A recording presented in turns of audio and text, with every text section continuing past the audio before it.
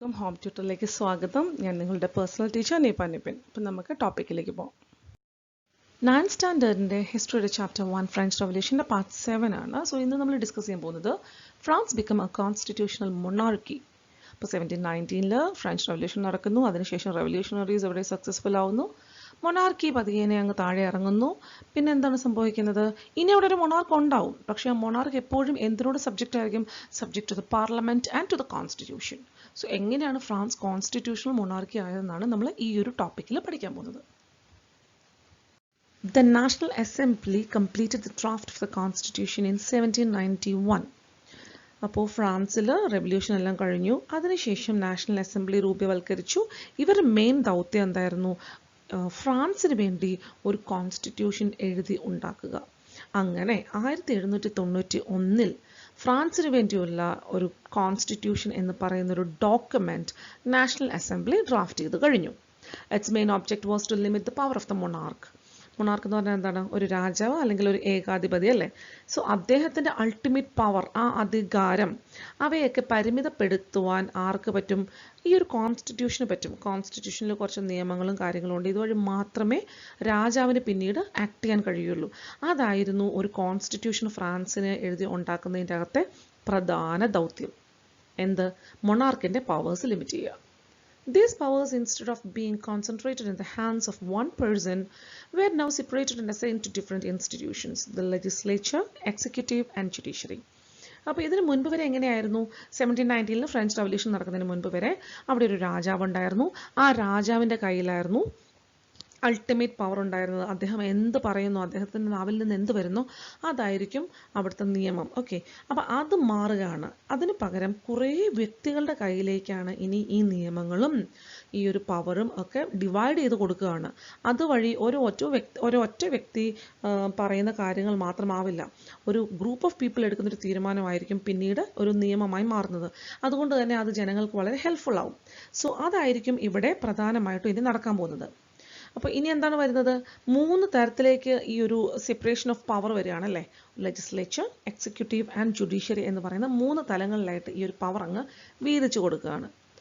This made France A constitutional monarchy. അങ്ങനെ France ഒരു constitutional മൊണാർക്കിയായി. അതായത് ഒരു രാജ്യമുണ്ട്, ആ രാജ്യത്തിൻ്റെ പേര് ഫ്രാൻസ് എന്നാണ്. ആ ഫ്രാൻസിന് ഒരു റിട്ടൺ ഡോക്യുമെൻ്റ് ഉണ്ട്, അതിൻ്റെ പേരാണ് കോൺസ്റ്റിറ്റ്യൂഷൻ. ഈ ഒരു കോൺസ്റ്റിറ്റ്യൂഷൻ കൂടാതെ അവിടെ ഒരു മൊണാർക്കുണ്ട്. ആ രാജാവെന്ന് പറയുന്നത് എന്തായിരിക്കും? കോൺസ്റ്റിറ്റ്യൂഷന് വിധേയനായിരിക്കും. അതായത് he should act parallel to constitution.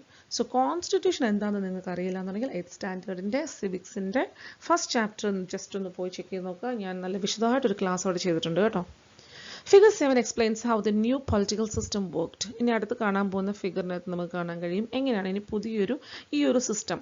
രാജാവിന് ഒരു കോൺസ്റ്റിറ്റ്യൂഷൻ വഴി മാത്രമേ കാര്യങ്ങളെല്ലാം ചെയ്യാൻ പറ്റുള്ളൂ. നാഷണൽ അസംബ്ലി ഉണ്ട്. അപ്പോൾ ഇനി എങ്ങനെയാണ് വർക്ക് ചെയ്യുന്നത് നമുക്ക് കാണാൻ കഴിയും. The Constitution of 1791 1791 ഉണ്ടാക്കിയ കോൺസ്റ്റിറ്റ്യൂഷൻ വഴി നമുക്ക് കുറച്ച് കാര്യങ്ങൾ കാണാം. ഇവിടെ ഏറ്റവും താഴെ നമുക്ക് പോവാം. ഇവിടെ ഏറ്റവും താഴത്തെ ബോക്സിൽ passive citizens, no voting right, about 3 million men, women, children and youth below 25. അപ്പോൾ ഇവിടെ ഒരു കൂട്ടർ ആൾക്കാരുണ്ട് ഇപ്പോഴും റൈറ്റ് ടു വോട്ട് എന്ന് പറയുന്നതേ ഇല്ല. അതായത് പ്രോപ്പർട്ടി ഇല്ലാത്തവർ, പിന്നെ പെണ്ണുങ്ങൾ, സ്ത്രീകളല്ലേ, പിന്നെ കുട്ടികൾ, പിന്നെ 25 വയസ്സിൽ താഴെയുള്ള യുവാക്കൾ, ഇവർക്ക് ആർക്കും റൈറ്റ് ടു വോട്ട് അപ്പോഴും ഇല്ല. ഇതിലാകെ വോട്ടിംഗ് റൈറ്റ് ഉള്ളതെന്ന് പറഞ്ഞു കഴിഞ്ഞാൽ വെറും 4 മില്യൺ ആൾക്കാരാണ്. 28 മില്യൺ ആൾക്കാർ പോപ്പുലേഷൻ ഉള്ളതിൽ വെറും 4 മില്യൺ ആൾക്കാർക്ക് മാത്രമേ റൈറ്റ് ടു വോട്ട് ഉള്ളൂ. Active citizens entitled to vote about 4 million of a population of 28 million. ഇനി ഈ വോട്ടേഴ്സ് നേരെ നമുക്ക് അടുത്ത ആരോ കൊടുത്തിട്ടുണ്ട്, അവർ വോട്ട് ചെയ്യാണല്ലേ. ഇലക്ടേഴ്സ് 50,000 men, വെറും 50,000 പേരാണ് വോട്ടിങ്ങിന് പങ്കെടുത്തത്. ഇനി അടുത്തത് കാണിക്കാൻ പോകുന്നത് നാഷണൽ അസംബ്ലിയാണ്. ഏറ്റവും മുകളിൽ ലെജിസ്ലേച്ചറിനകത്ത് വരുന്നത്. ലെജിസ്ലേച്ചർ എന്ന് പറഞ്ഞാൽ എന്താണ്? ജനങ്ങൾ തിരഞ്ഞെടുത്ത് അവർ റെപ്രസെൻറ്റേറ്റീവായിട്ട് വിട്ട് ഗവൺമെൻറ്റിൽ വർക്ക് ചെയ്യുന്ന വ്യക്തികൾ അല്ലെങ്കിൽ ലെജിസ്ലേച്ചറിൽ വർക്ക് ചെയ്യുന്നത്, നമ്മുടെ ജനങ്ങൾക്ക് വേണ്ടി. ഇപ്പം മിനിസ്റ്റേഴ്സ്, ചീഫ് മിനിസ്റ്റർ, ഇവരൊക്കെയും നമ്മൾ ഇലക്ട് ചെയ്ത് വിട്ടവരാണല്ലേ. ഇവരൊക്കെയാണ് ലെജിസ്ലേച്ചറിൽ ഉണ്ടാവുക. അപ്പോൾ ഈ ഇലക്ടേഴ്സ് വോട്ട് ചെയ്ത് വിട്ട ആൾക്കാരാണ് നാഷണൽ അസംബ്ലിയിലുള്ളത്. നാഷണൽ അസംബ്ലിയിൽ 745 മെമ്പേഴ്സാണുള്ളത്. ഈ 745 മെമ്പേഴ്സും ഈ പറയുന്ന ആക്റ്റീവ് സിറ്റിസൺസ് വോട്ട് ചെയ്ത് കയറ്റി വിട്ടവരാണ്. അവരിയ്ക്കുന്ന സ്ഥലമാണ് ലെജിസ്ലേച്ചർ, അല്ലെങ്കിൽ ആ ഒരു ടീമിനെ നമുക്ക് ലെജിസ്ലേച്ചർ എന്ന് വിളിക്കാം.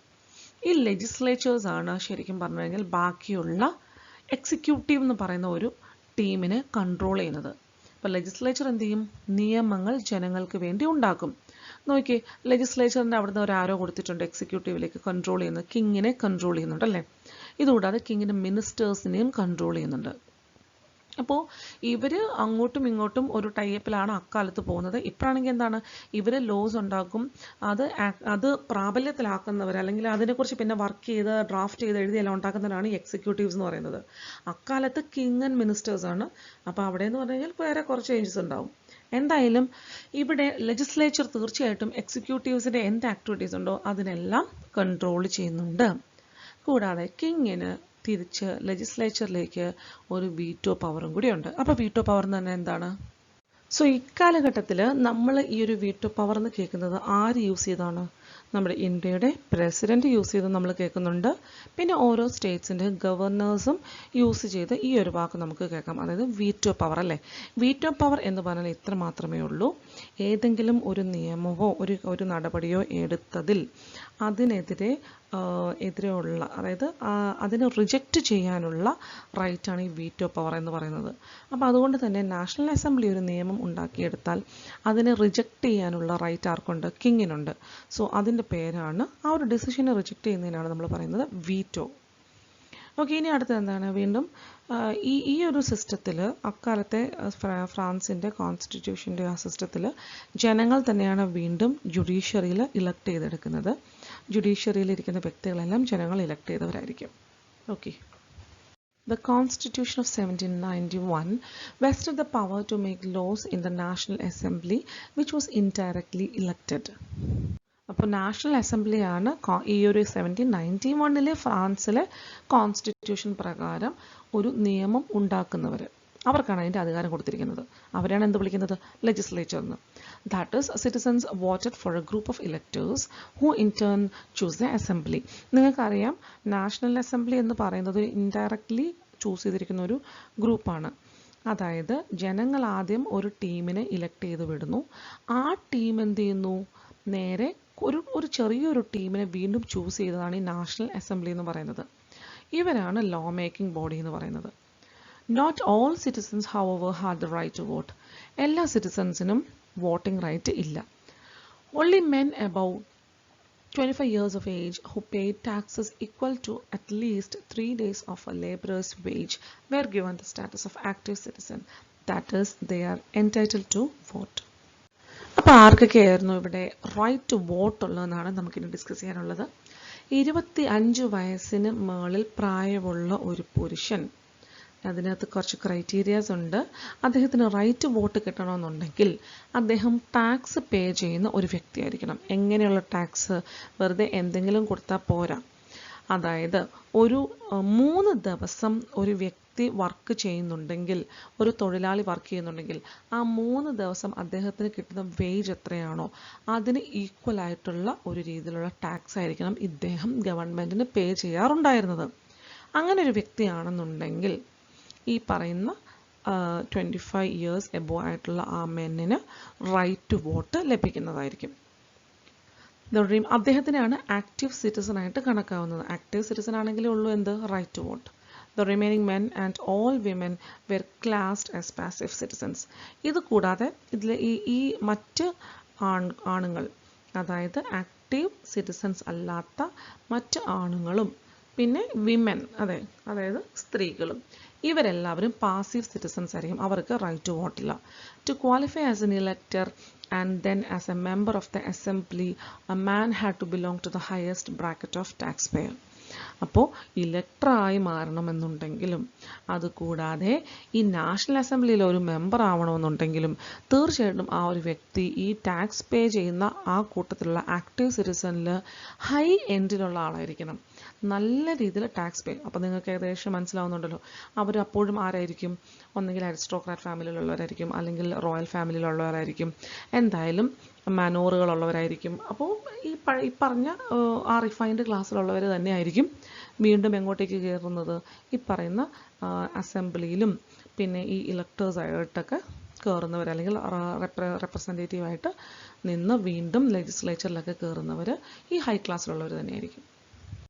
അപ്പോൾ നമുക്ക് ചുരുക്കത്തിൽ പറഞ്ഞാൽ ഇവിടെ ഇത്രയും മാത്രമേ പഠിക്കാനുള്ളൂ. മൊണാർക്ക് എന്ന് പറയുന്നത് കോൺസ്റ്റിറ്റ്യൂഷൻ്റെ അധീനതയിൽ വരികയാണ്. കോൺസ്റ്റിറ്റ്യൂഷൻ എന്ന് പറയുന്നത് ഈ ഒരു മൊണാർക്കിൻ്റെ പവറിനെ 3 ആയിട്ട് ഡിവൈഡ് ചെയ്ത് കൊടുക്കുകയാണ്: legislature, executive and judiciary. Legislature എന്ന് പറഞ്ഞു കഴിഞ്ഞാൽ ജനങ്ങൾ വോട്ട് ചെയ്ത് വിടുന്ന ആൾക്കാരാണ് അവിടെ ഉള്ളത്. അതായത് ഫ്രാൻസിൽ ആക്റ്റീവ് ആയിട്ട് ഉള്ള വോട്ടേഴ്സും ഉണ്ട്, പാസീവ് സിറ്റിസൻസും ഉണ്ട്.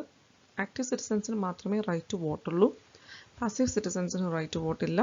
ഈ ആക്റ്റീവ് സിറ്റിസൻസിൻ്റെ അകത്ത് തന്നെ ടാക്സ് നല്ല രീതിയിൽ പേ ചെയ്യുന്നവർക്കാണ് വീണ്ടും വോട്ടിംഗ് റൈറ്റും ഒക്കെ കൂടുതലും അവർ കൊടുക്കുന്നത്. ചൂസ് ചെയ്യാൻ, അതായത് നാഷണൽ അസംബ്ലിയിലാക്കിയ ആൾക്കാരെ ചൂസ് ചെയ്യാനൊക്കെയുള്ള റൈറ്റ് അവർക്കാണ് കൊടുക്കുന്നത്. പിന്നെ നാഷണൽ അസംബ്ലി ചൂസ് ചെയ്യുന്നു. നാഷണൽ അസംബ്ലിയാണ് ലോ മേക്കിംഗ് ബോഡി. ഇവർ ലോ മേക്ക് ചെയ്തിട്ട് പിന്നെ എക്സിക്യൂട്ടീവ് ചെയ്യുന്നവരാണ് മൊണാർക്കിൻ്റെ കീഴിലുള്ള മിനിസ്റ്റേഴ്സും. പക്ഷേ ഈ ലെജിസ്ലേച്ചേഴ്സ് മേക്ക് ചെയ്യുന്ന എന്തെങ്കിലും ലോസിൽ ഈ പറയുന്ന മൊണാർക്കിനോ മിനിസ്റ്റേഴ്സിനോ എന്തെങ്കിലും ഉണ്ടെങ്കിൽ ഈ മൊണാർക്കിന് വീറ്റോ പവർ യൂസ് ചെയ്യാൻ കഴിയും. പിന്നെ ജഡ്ജസിനെ, ജുഡീഷ്യറിനെയും സെലക്ട് ചെയ്യുന്നതും ഡയറക്റ്റ്ലി ജനങ്ങളാണ്. ഇത്രയും മാത്രമേ ഉള്ളൂ ഇവിടെ നമുക്ക് ഡിസ്കസ് ചെയ്യാൻ. So please watch, like, share and subscribe. Thank you very much. Bye.